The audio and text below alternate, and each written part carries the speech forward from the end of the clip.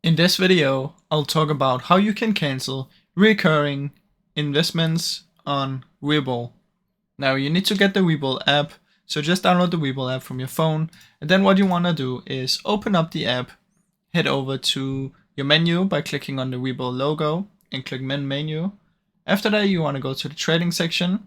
So once you're in the trading section, you want to go to more to view additional options. Click on recurring, and then you can see all of your recurring investments. Now find the one that you want to cancel. So just look at the one and select your recurring order. Then you can see all the active ones.